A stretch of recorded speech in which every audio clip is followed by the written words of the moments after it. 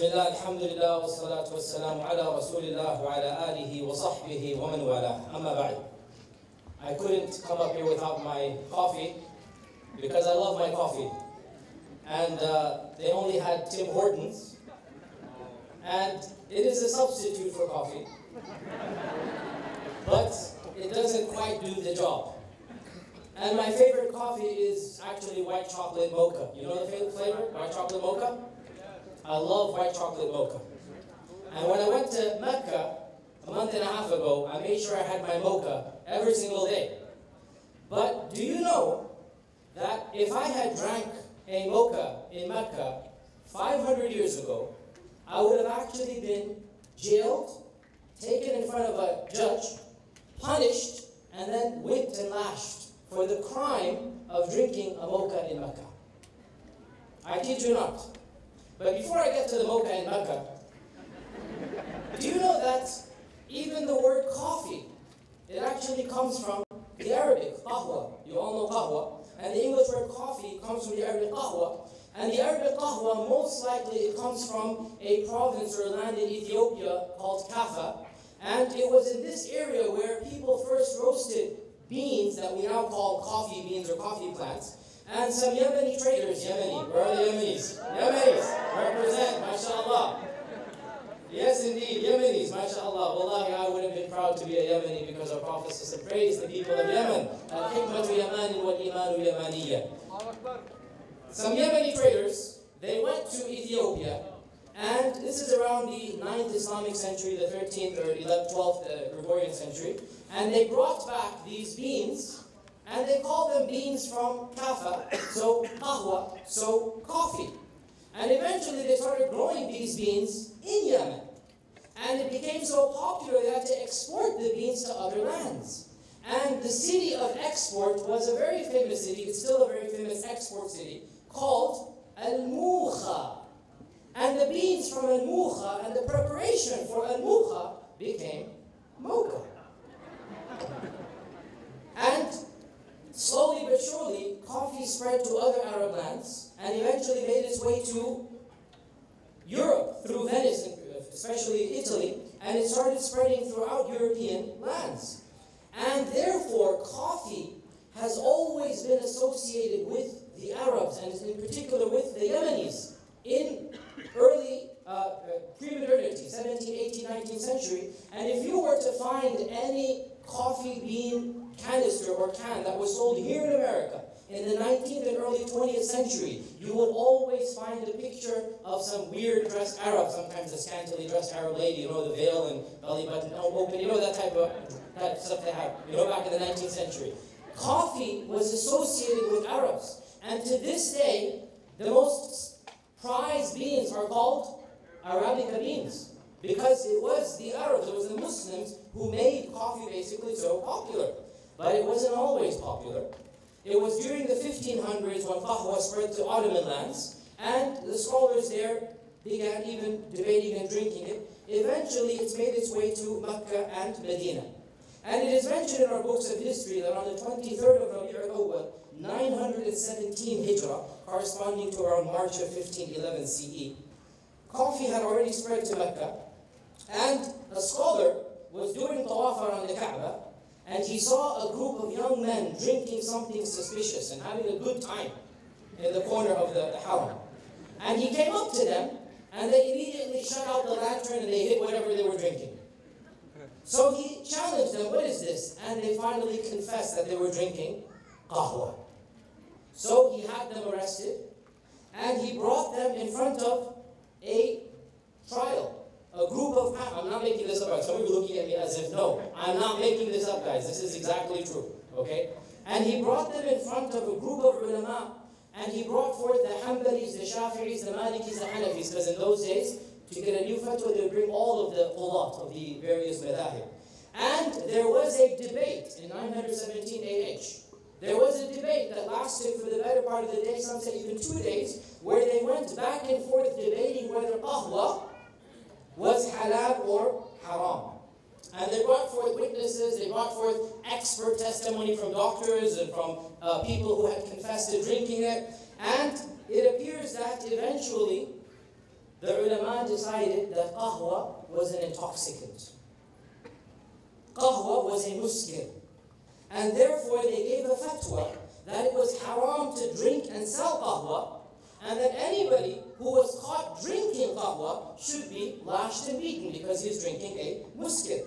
And in fact, some beatings were carried out. And eventually in 950 AH, corresponding to 1544 CE, the Uthmani Sultan, the Uthmani Khalifa, he actually ratified this decree and he made it the official state position that qahwa is a muskir, it is haram, and then the fatwas began to pour, literally pour, that saying that qahwa was an impermissible drink.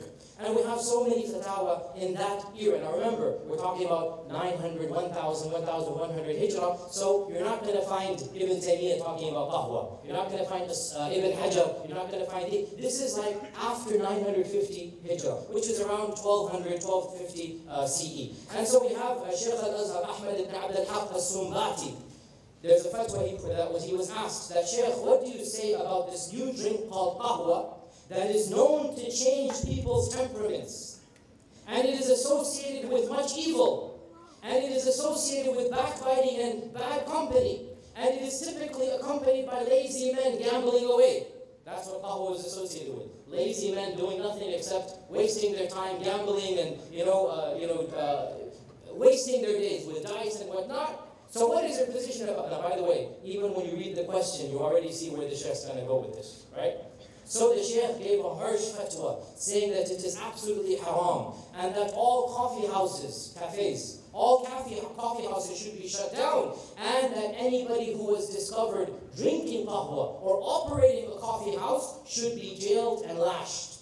And therefore, for the next few months, in Cairo, this is in Cairo, this is not in Mecca now, right? And this is, by the way, the pre-Najdi, Wahhabi, whatever takeover. This isn't this, we're talking about 1000 CE. This isn't some hardcore fanatic fundamentalist movement somebody might say. No, these are the mainstream scholars. This was their position about qahwa. And so in Cairo, a number of people were jailed for drinking coffee and whipped and lashed for the punishment of a muskir. And at the time, the bulk of the Maliki and Shafi'i scholars agreed with this fatwa because they viewed qahwa as being a muskir. And in fact, a very famous scholar, Shaykh Shamsuddin al-Qattan, who was from Medina, he said qahwa and hashish are the same thing. Qahwa and hashish are the same. Another very famous scholar, Muhammad ibn Mahmud al-Zaini, who died in the 10th Islamic century, 16th Gregorian century, he wrote a treatise, an entire booklet against qahwa.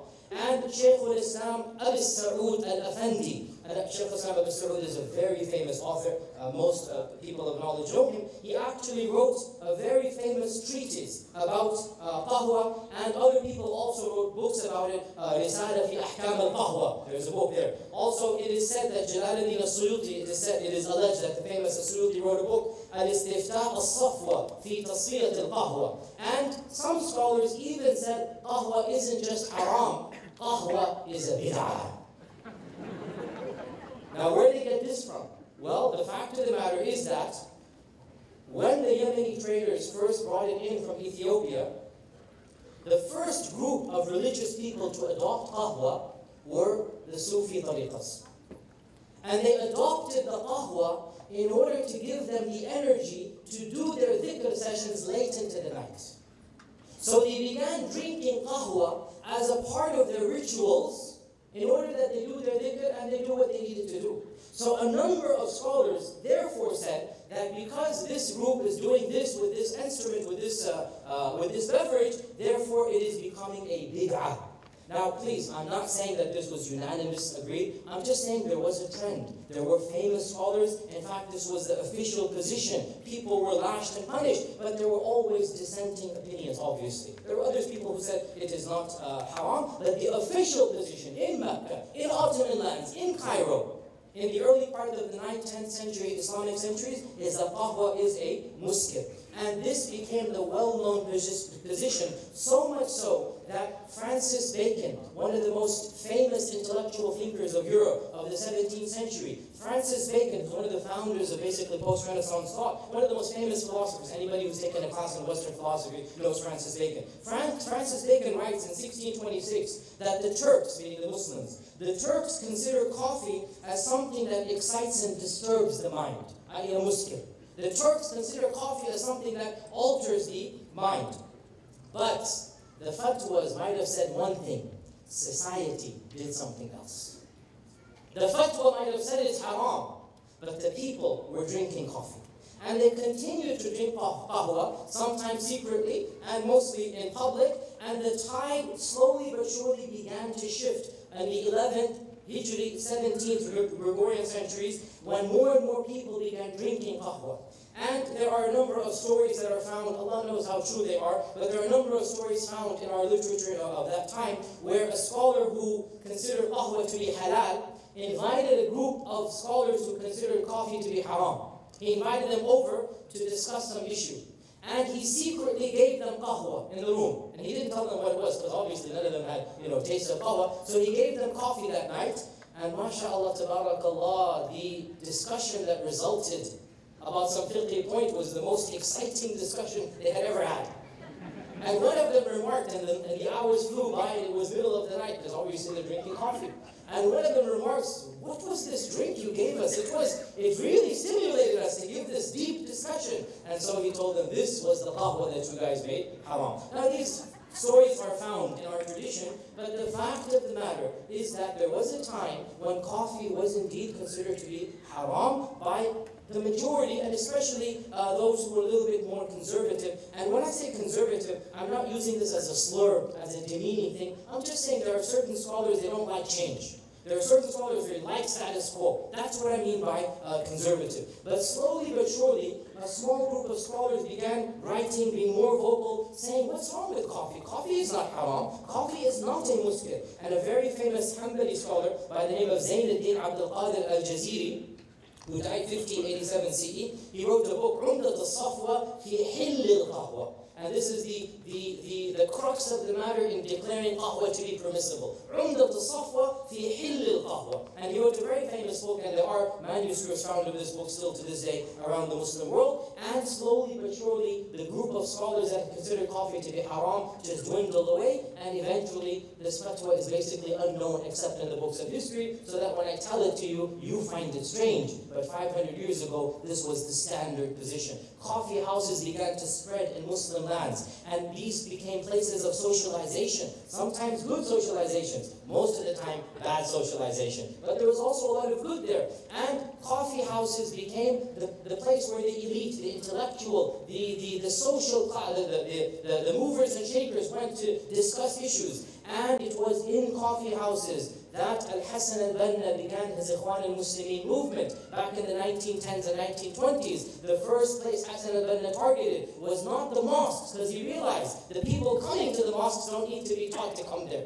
Rather, we need to target a different class of people. So Hasan al-Banna began giving his mawa'id, his khutab, his durus. He began the very first alim, because back then coffee houses were places where, generally speaking, not the religious people. You know what I'm saying? And those that are more into, music and smoke, they would smoke the shisha or the hookah over there. The people that are not associated with religion. Hasan al-Banna made it a point to go to those places. And he began preaching his message there, and that was what attracted a different crowd to come to the early Ikhwan al-Muslimin.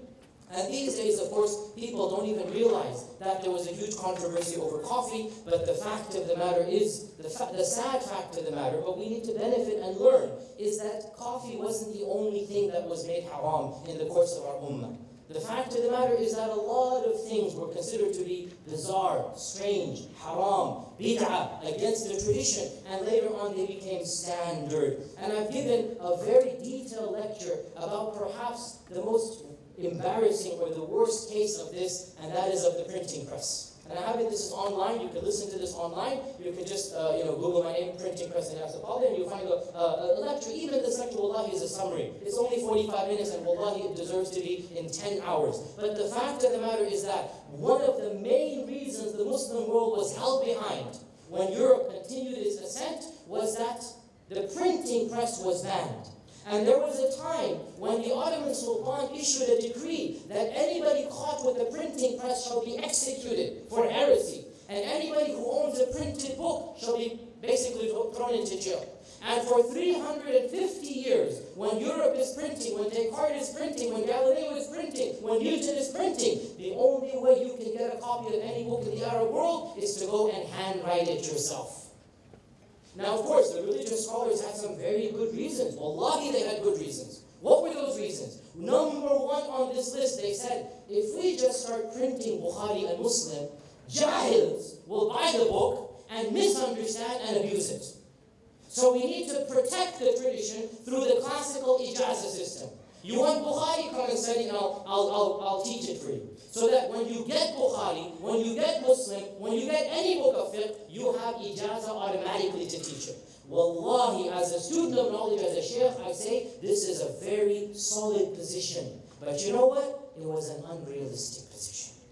It had a good benefit, but it wasn't something that was taking into account the changes. And eventually, how long can you stop the world from the printing press? The first printing press that came into Muslim lands was imported by Napoleon Bonaparte. When he invades Egypt in 1791, he forces the Muslim world to have a printing press.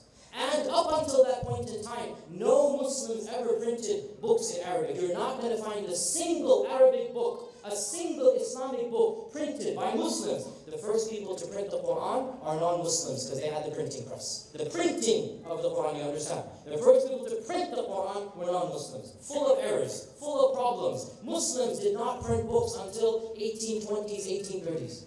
At a time when even the islands of Hawaii had a printing press. No Muslim land had a printing press. Why? One of the reasons being, number one reason, the scholars said it is haram.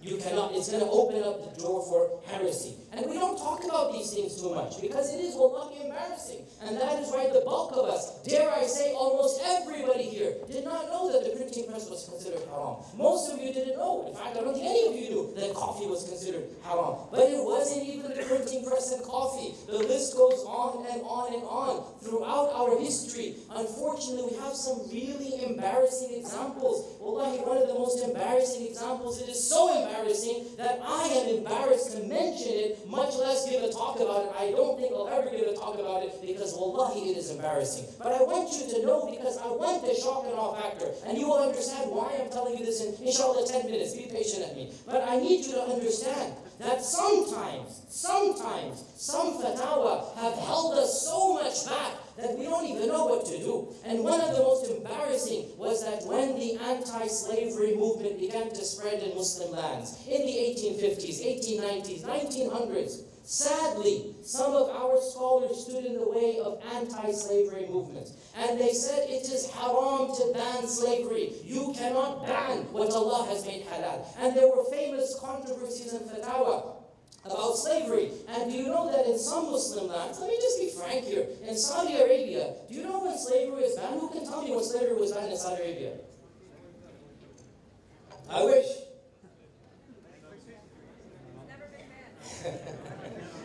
1962. You know, when I was a student in Medina, one of my teachers told me, and this is what just shocked me, because I thought he must be kidding.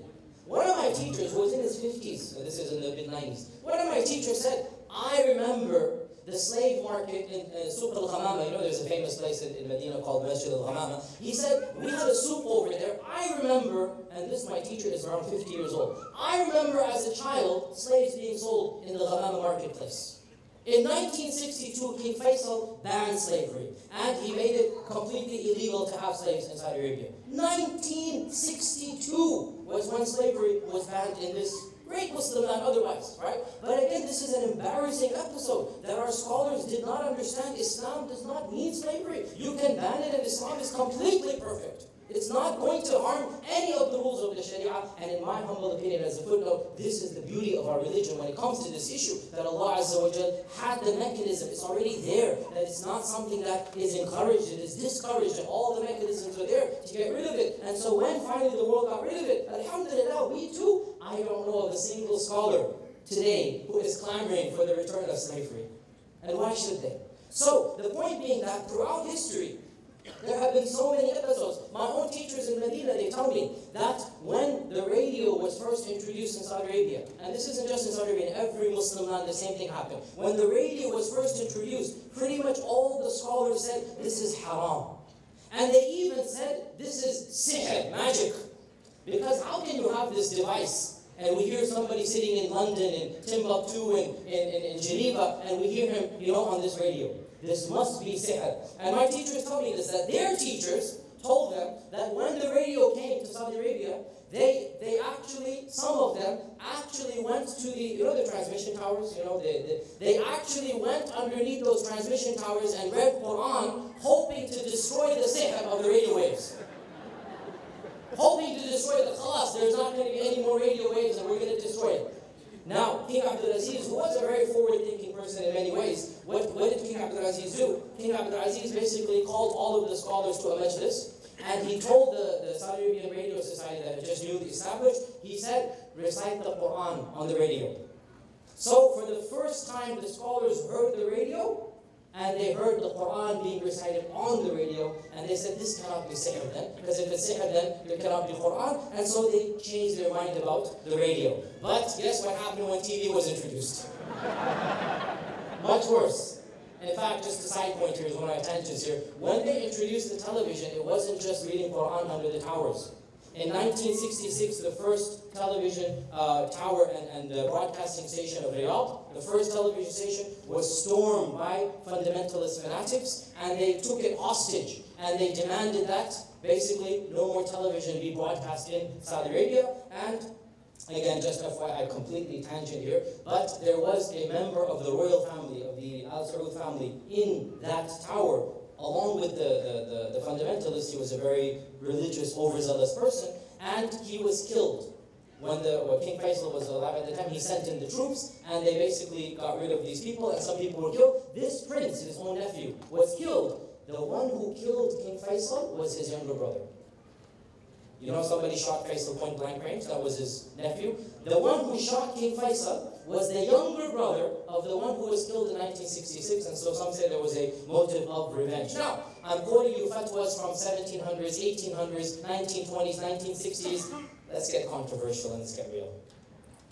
Let's get right to 2013. An example that affects and affected many of us to some extent. To some extent. And that is the NBC serial of Umar ibn al-Khattab. How many of you know what I'm talking about, the NBC serial of Umar ibn al-Khattab?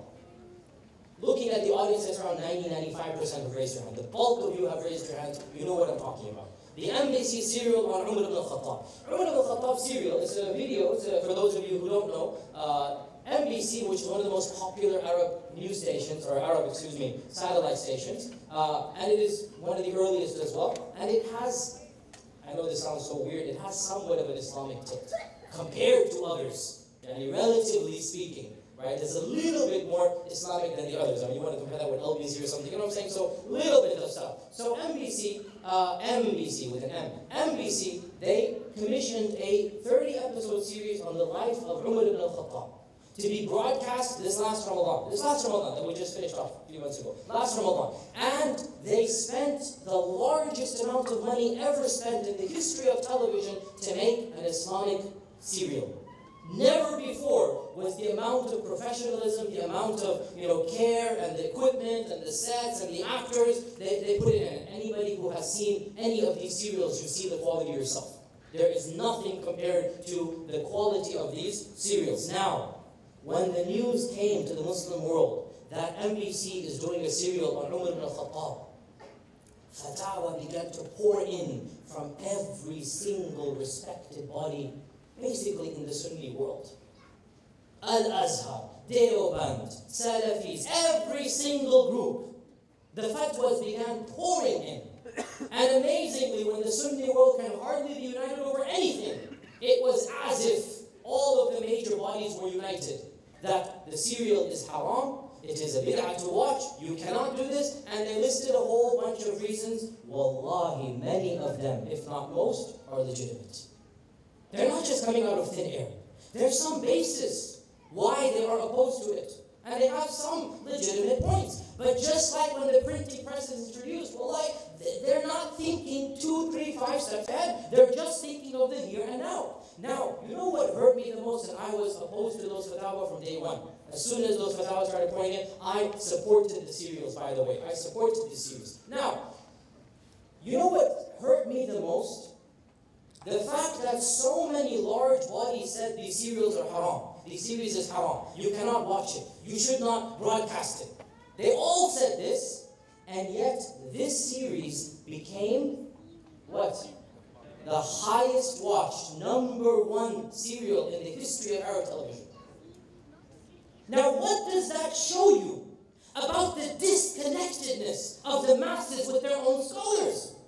When the Deobandis, the Azharis, the Tablighis, the Salafis, the Kibar ulama, more Mauritanian scholars all over the world, they're telling the Ummah, don't watch the serial. And guess what? It's #1 on the charts.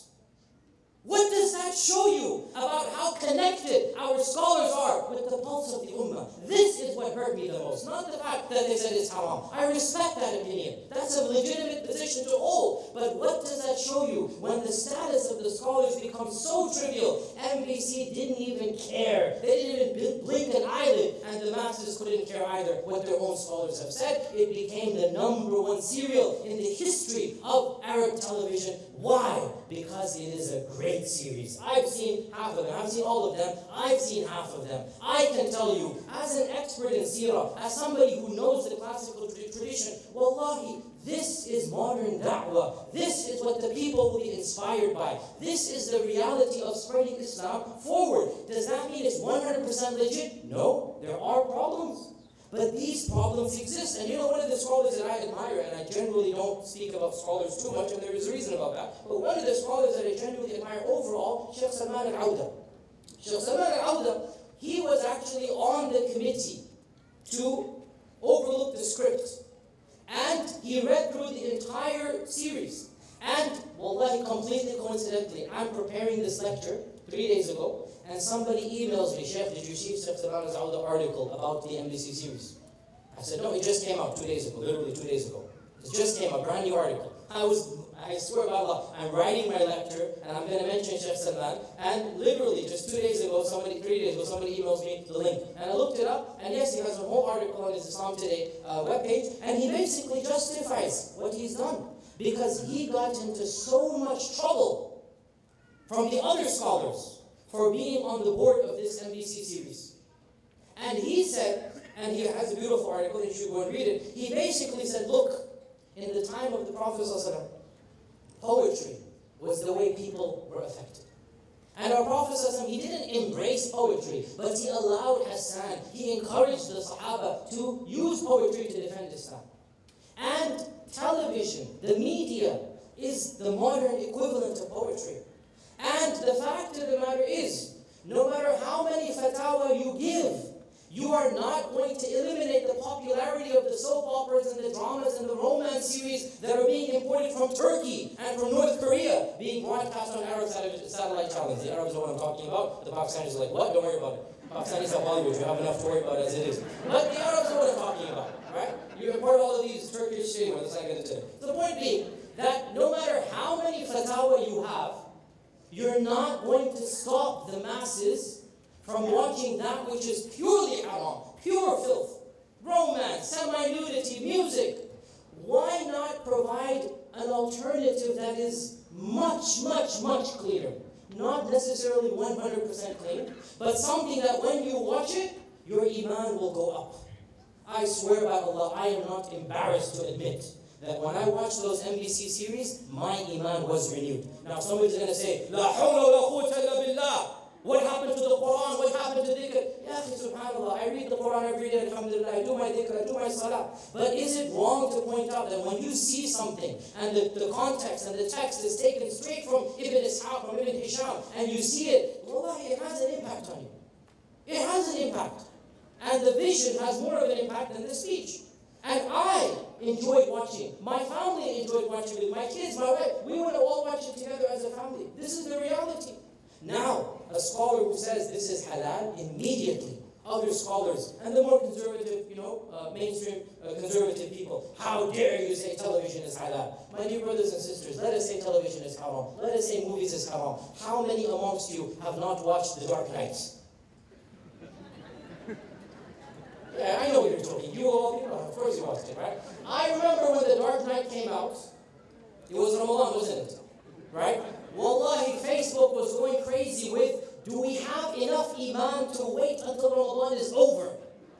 That was the question of Ramadan. You know this as well as I do. And some people confessed, you know what, I had to go after your thoughts tonight, I had to go see it. And some people said, no, this is Ramadan, I'm going to wait till after Eid. The question of it not going didn't even come up. It's only a question of when do you want to see The Dark Knight. Now, and you know what, let's be frank here. Fatawa can be as they are. Now somebody says, are you saying it is halal? I'm saying, who cares what anybody says? Did anybody follow the fatwa that came from the scholars? So, one of the jobs of a real murabbi, an alim rabbani, an alim who understands the people, is not to live in a utopia. It's not to live in a dreamland and give fatwa to some utopia that doesn't exist. One of the jobs of the alim is to sense the pulse of the people, to see what is better than status quo, not necessarily what is ideal. Of course, television is 99% haram. Of course, I am still opposed to music. To this day, despite all of your claims I've changed, I still think music is something that Allah and His Messenger do not approve of. I still say this. Wind and string instruments. As for that, not a problem. This is my position. But the reality is, my fatwa carries how much weight? Isn't it better that we provide an alternative that is maybe not 100% halal, but 90%? It's wholesome, it's healthy, it gives the people something to... Wallahi, how many Muslims had no idea of anything about Umar's life until they saw the serial? Isn't this the fact of the matter, right? And every criticism that the scholars gave to the serial, every one of them, it has a basis in the Sharia. They're not just inventing it, they're not just pulling it out of their hat, but the fact of the matter is, why am I telling you all of this? Am I wanting you to disrespect the ulama? La hawla wa la quwwata illa billah. I seek Allah's refuge from ever hinting at such a matter. Our Prophet ﷺ said, the scholars are the inheritors of the prophets. Al-ulama warathatul anbiya. And I seek Allah's refuge from ever trying to make you disconnected from Islamic scholarship. But I do want to impress upon you one simple point. Our scholars are humans.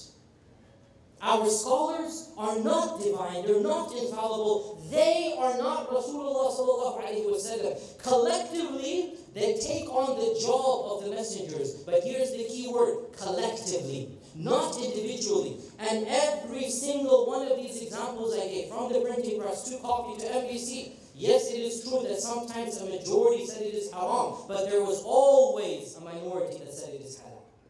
There was never unanimous consensus that printing is haram, that coffee is haram, that MBC cereal is haram. There's always been a group that said, no, let's be realistic, it is halal. So my point here, and really this is the issue, that we here in America are grappling with 1,000,001 diverse issues. Not just television, not just the printing press and mocha coffee. We're dealing with issues that we're not going to find solutions for in our classical textbooks. We have problems of living as a minority in a secular humanistic democracy. We have problems trying to balance our iman and ummah responsibilities with the responsibilities of being an American in a nation state. This type of tension did not exist in classical Islam. What do we do when our government is helping people to kill our brethren? What do we do when they're supporting Israel? What do we do when they're doing so much wrong in the Muslim world? And yet we are tax-paying citizens. It's not an easy answer.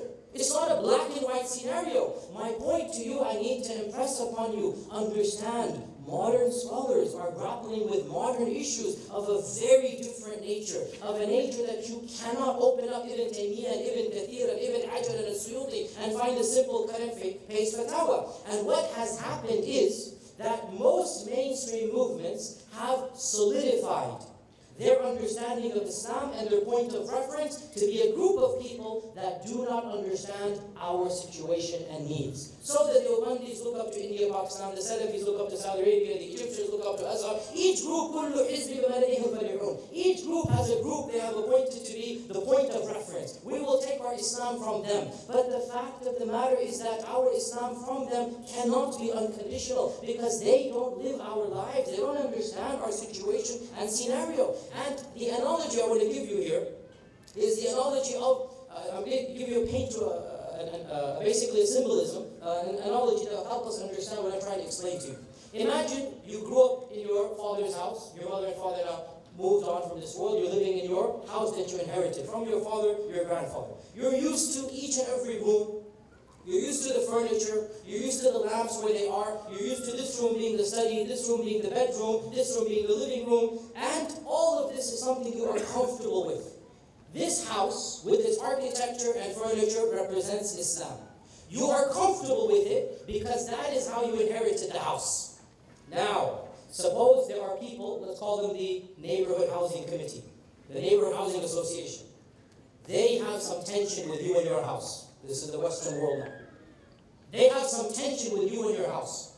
And they want to implement new rules for the houses on their block. Some of these rules seem to be fair, and some of them seem to be unfair. Perhaps some people on this committee even want to destroy your house. The far right-wing parties, the racist parties, the Tea Party people. They want to destroy your house. We don't want you to have this house in America.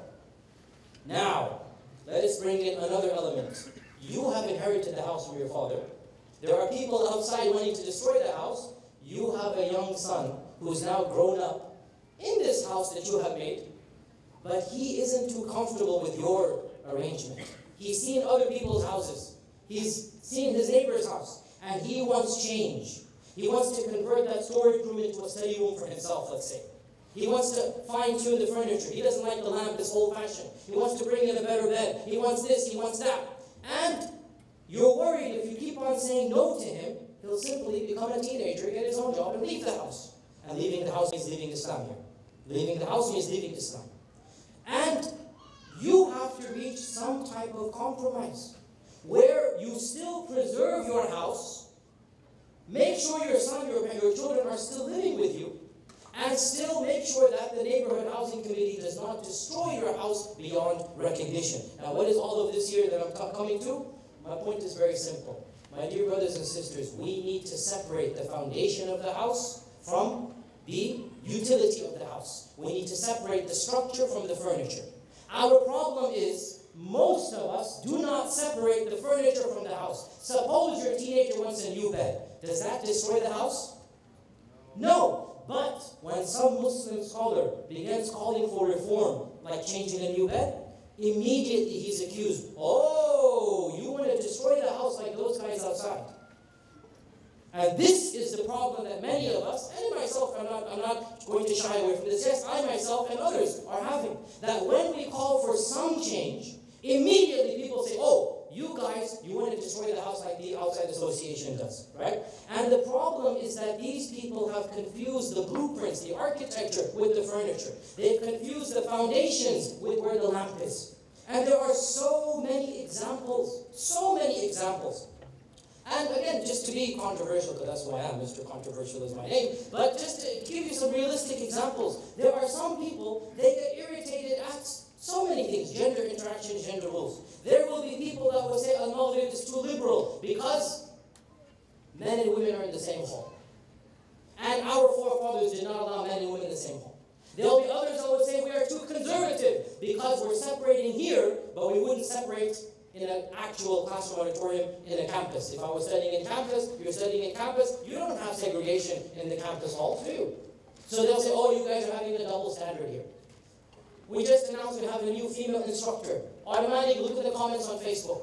Some people criticizing, some people praising, some people saying, why sisters only class? Some people saying this, alhamdulillah, sisters is only class. You can't please everybody.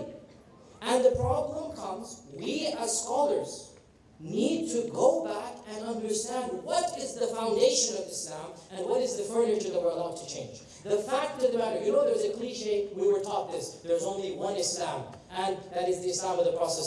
My dear brothers and sisters, it sounds very nice, but the question is, what do you mean there's only one Islam? What do you mean? It's a cliche. It's a platonic, gratitude that doesn't actually have platonic platitude that doesn't have meaning. What do you mean when you say there's only one Islam? Islam, the Quran is one, we agree. Our Prophet is one, we agree. His Sunnah is one, we agree. But the fact of the matter, from the very beginning, there have been various interpretations, especially in fiqh. And simple examples to suffice the point. Allah subhanahu wa ta'ala has told men and women how to dress. There's an awrah for men, there's an awrah for women. Wherever Islam went, the people took the blueprint, the design, and they cut the cloth according to their cultures. And that is why the hijabs of Malaysia have never been like the hijabs of Timbuktu. And the hijabs of East Africa have never been like the hijabs of Afghanistan. And the hijabs of Saudi Arabia have never been like the hijabs of Egypt. Islam allowed for this diversity. Yes, Islam is one. Allah says to women, do this. Allah says to men, wear that. But wherever Islam went, it allowed for a healthy interpretation according with the text of the Sharia. And there are so many examples to be given here. The way that I am dressed right now. There are people that will immediately disqualify me from being a scholar or a talib al-ilm. You can't be a sheikh. Look at how you're dressed. It's against the sunnah. The sunnah is to dress in a kurta shalwar with a white turban. Forget the fact the Prophet never saw a kurta shalwar in his life. He never wore that type of turban that is worn. Ibn al-Qayyim says the sunnah of the Prophet is to dress in the clothing of his own people. Because our Prophet dressed like his fellow Arabs. So you want to follow the sunnah, you dress like your own culture. And this is our culture, and this is following the sunnah when we dress like this. This is my opinion. But some people have interpreted Islam the way that their forefathers. The lamp was in the hallway. If I say, let's move the lamp over here, oh, no, you want to destroy the building. And this is the problem. That people are not separating the fundamentals of Islam from that which has allowed, where change is indeed allowed.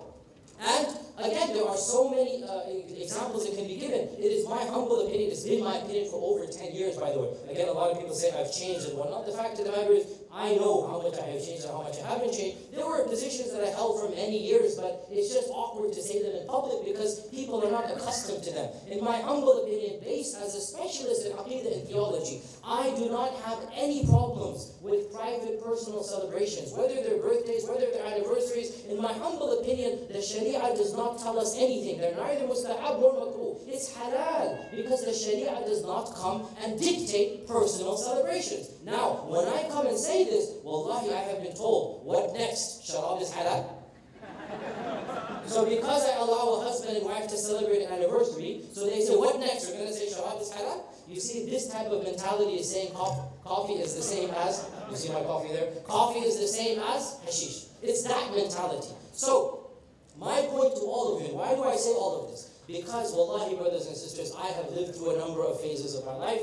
I am not yet an old man, even though yesterday I discovered my first white hair, but I'm still, alhamdulillah, inshallah, relatively young, even though this white hair really freaked me out. But anyway, I hope you can see it now. But anyway, my point is, I have gone through some phases in my life, yes. And 20 years ago, yes, I too believed, okay, we have to have this narrow black and white understanding of Islam. But experience teaches you what books does not teach you. Experience teaches you what books cannot teach you. Living with the society, seeing the pulse, seeing the reality of the ummah, you learn certain wisdoms that no book can ever teach you. And the job of the alim, of the shaykh, of the murabbi, is to bring Islam to the level of the people, to make Islam something that is realistic, something that is livable, something that is doable. So, I want to conclude by pointing out 5 rules that I advise you and myself to follow when it comes to these types of controversial issues. 5 simple rules. Number one, we need to educate ourselves about those things which never change.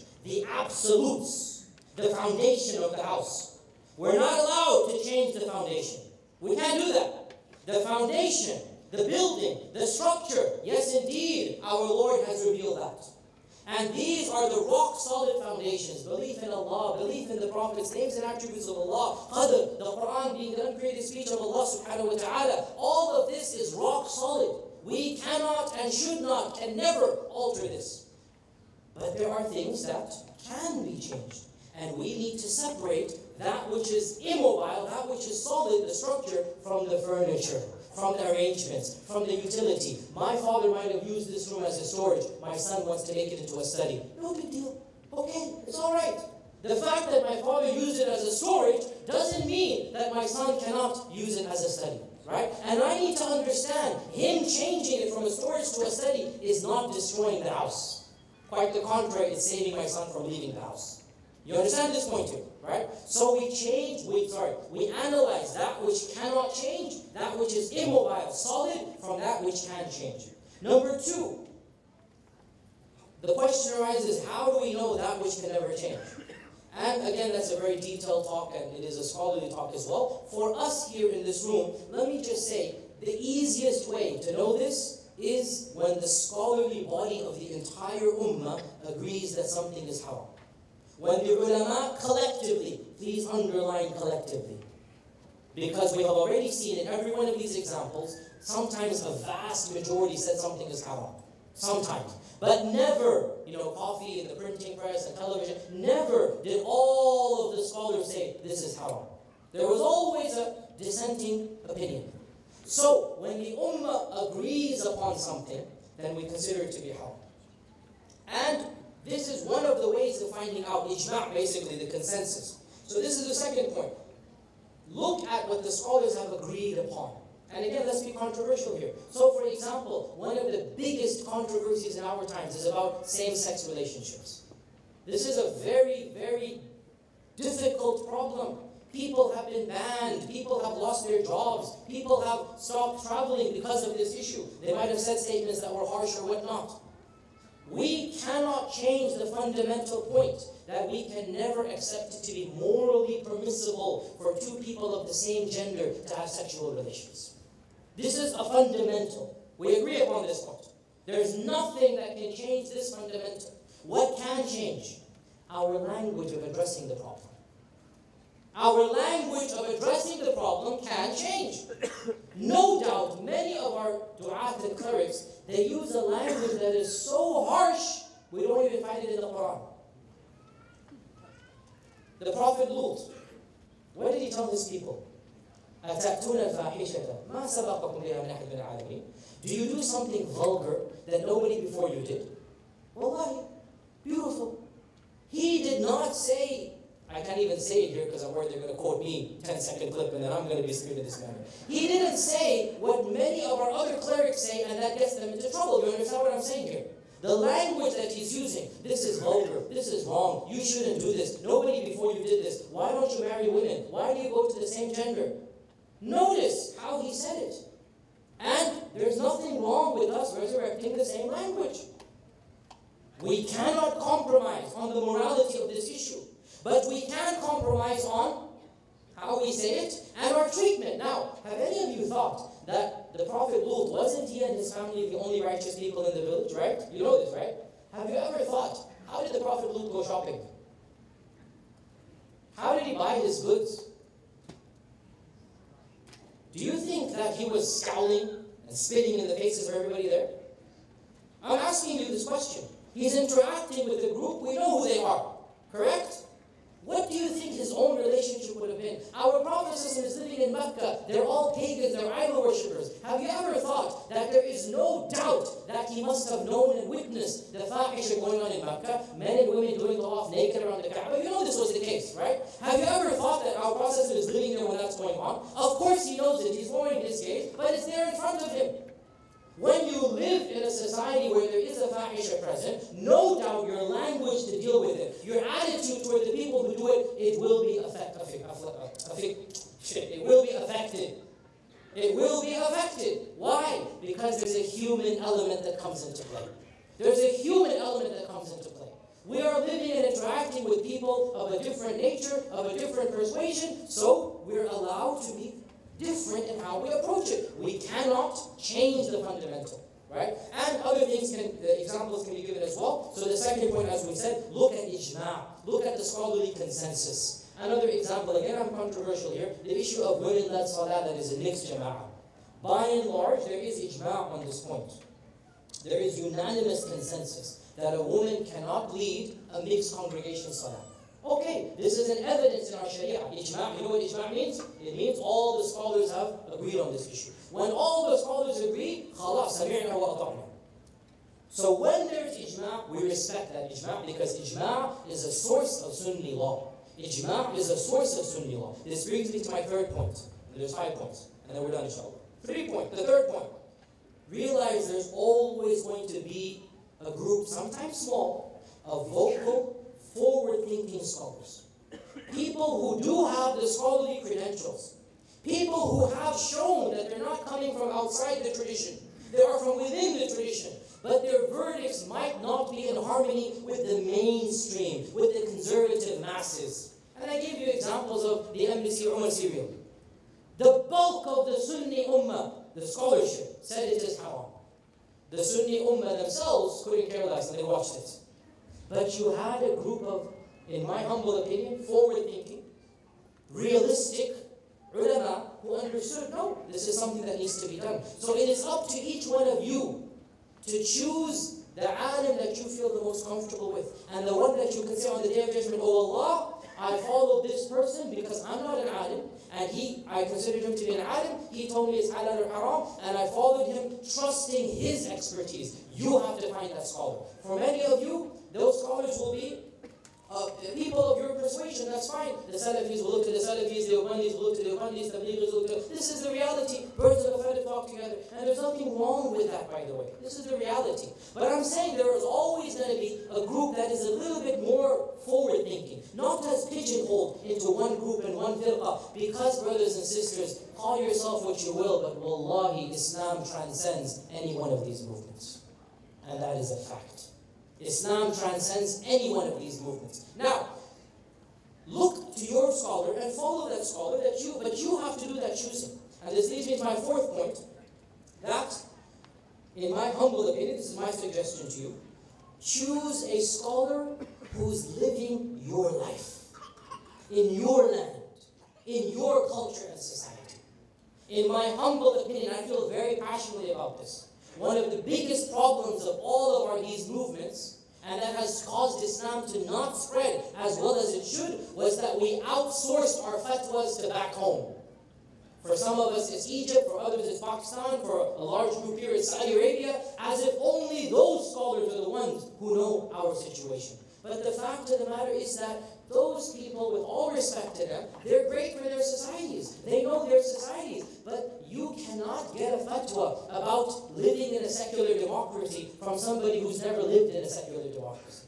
You cannot get a fatwa about how to interact with your homosexual neighbor when a person has never met a person who is homosexual in his life. There has to be a human element, experience. Wisdom, most of it comes from life, not from books. Take this as a rule of thumb. Most wisdom comes from living and not from reading books. You see the reality of what you're saying and you say, no, that can't be right. So, in my humble opinion, my advice to you, look local. Find ulama, and there are ulama, alhamdulillah. There are scholars here in Detroit. There's so many alims. Go to people in other communities, but look to people who are living here. And I want to tell you one anecdote, one story. That there is a scholar who's becoming very famous, and I don't mind telling his name. His name is Shaykh Al-Fawzan.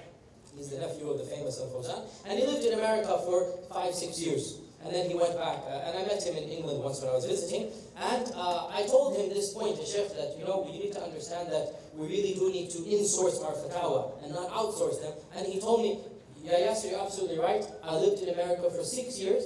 And in those 6 years, I myself changed so many fatwa I used to give the first year compared to my 6th year when I was there. I said, Shaykh, this is you after having lived in America for 6 years. How about me, having been born and raised here, and hearing the fatwa, and know this fatwa is ridiculous for my people?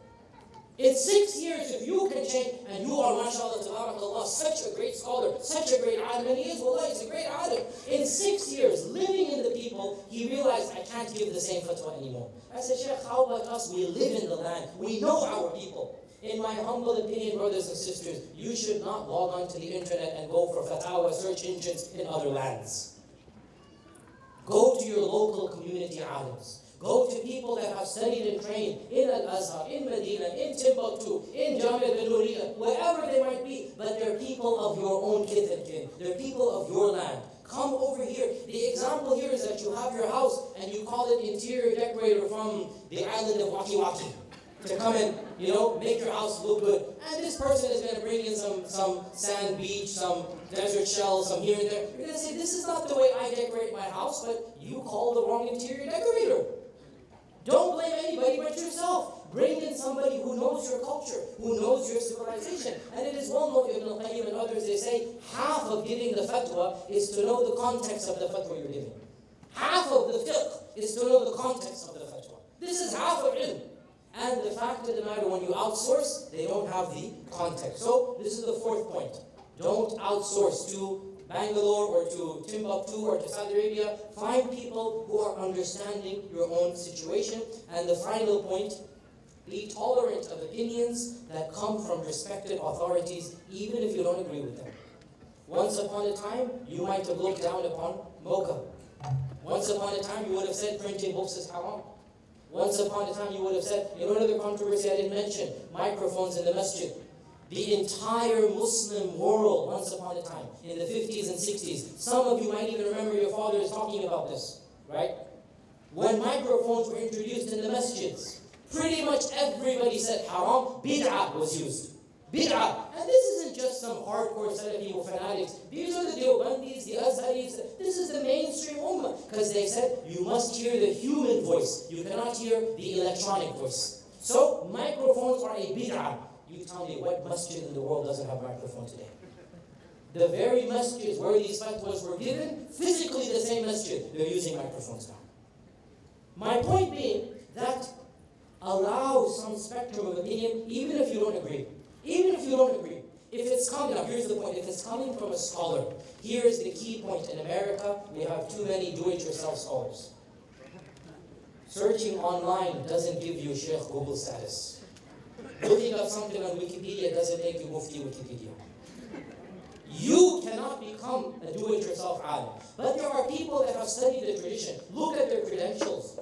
Look at what they've done for the ummah. And if they have a track record of bringing khair and good to the ummah, and they have a track record of upholding the sharia, even if you disagree with some of their points of view, respect them for who they are. I want to be very frank here. There is an alim that I disagree with on so many issues, but wallahi, as Allah is my witness, I consider this alim to be one of our fundamental marji's, one of our main people we look up to, and that is Shaykh Yusuf al-Qaradawi. I don't agree with much of what he says in terms of his modern fiqh, but wallahi, I admire the guy as a towering intellectual genius, as somebody who understands the sharia and its applicability in modern times. He might not be on the same wavelength as me in certain issues, but as an alim, I don't think anybody can rival that type of scholarship. MashaAllah, tabarakallah, wa la nuzakki ala Allahi ahada. But I'm trying to give you a practical example that even if I disagree with him, I respect him immensely. And I want all of you to respect Islamic scholarship and realize Islam is above any one group, any one scholar. It's above Qaradawi, it's above Kibar al-Ulama, it's above Saudi Arabia, it's above anybody. And people have differed from the time of the Sahaba, and they will continue to differ. Your job, find the alim or the ulama you feel comfortable with and stick with that alim and be tolerant of opinions that come from esteemed scholars. These are the 5 points I want to reiterate. Number 1, that we need to learn that which is changing and that which cannot change. Number 2, we follow ijma', the scholarly consensus. Number 3, always realize there's going to be a group of scholars that are a little bit more forward-thinking, a little bit more controversial. Number 4, look locally. Don't outsource back home. And number 5, be tolerant even if you don't agree. Even if you don't like the fatwa, be tolerant of it. Perhaps you don't like it today. Tomorrow it will be the standard fatwa of the whole world. The final thought that I have is that in the end of the day, eventually the truth always prevails. In the end of the day, printing presses will become halal. In the end of the day, microphones will be used. In the end of the day, everything, radio, television, it will be done. And truth shall prevail. And and change will happen. And when that happens, then inshallah ta'ala, you can meekly and not mockingly, next time you go to Mecca, enjoy your milk-infused mocha, marked as having been exported from al-Mukha and manifested from the coffee beans of Kaffa, without the discomfort of the fatwa that used to forbid mocha in the city of Mecca. Jazakumullahu khairan. Wassalamu alaikum wa rahmatullahi.